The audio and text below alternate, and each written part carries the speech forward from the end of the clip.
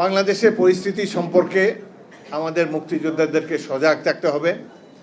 আরেকটি কথা, অদ্ভুত এক রাজনৈতিক দল, তারা শুধু যে 1971 সালে স্বাধীনতা যুদ্ধে বিরোধিতা করেছে তাই নয়, 1947 সালে পাকিস্তান প্রতিষ্ঠারও বিরোধিতা করেছে।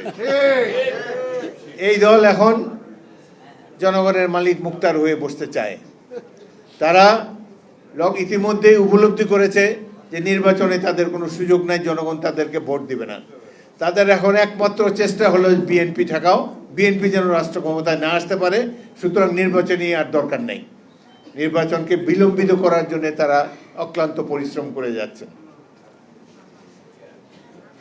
আজকে বাংলাদেশে যে এই ধরনের একটা পরিস্থিতি হবে আমরা কিন্তু কখনো চিন্তা করিনি।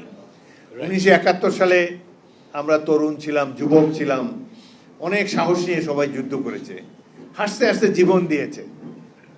আমি ইস্ট বেঙ্গল রেজিমেন্টের একটি ব্যাটালিয়ন কমান্ডার ছিলাম।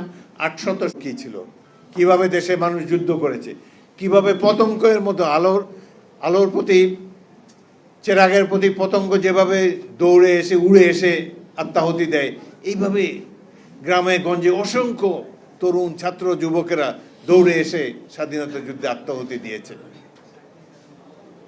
যুদ্ধের স্মৃতি মনে পড়লে স্মৃতিকাতর হয়ে পড়ি। জামালপুর জেলার সর্বোত্তর ঘাটি কামালপুর, সেখানে যেভাবে নিহত হয়েছে অসংখ্য নিরীহ মানুষ, এদের প্রতিবাদ যদি আমরা না করতাম সেদিন, আজও কিন্তু এই দেশ পাকিস্তান থাকতো। কারণ তখন কি হতো, দেখা যেত যে আন্তর্জাতিক মিডিয়েশনের মাধ্যমে আবার শেখ মুজিবুর রহমানই প্রধানমন্ত্রী হতেন। ভারতে যারা পলায়ন করেছে সেই সব এমপি এমএনএদেরকে আবার ডেকে এনে তারা শপথ নিতেন, আবার জাতীয় সংসদে হ্যাঁ বলুন না বলুন এগুলা করতেন, পাকিস্তানি থেকে যেত। আমরা সৃষ্টি করেছে বাংলাদেশ, আপনারা সৃষ্টি করেছেন বাংলাদেশ।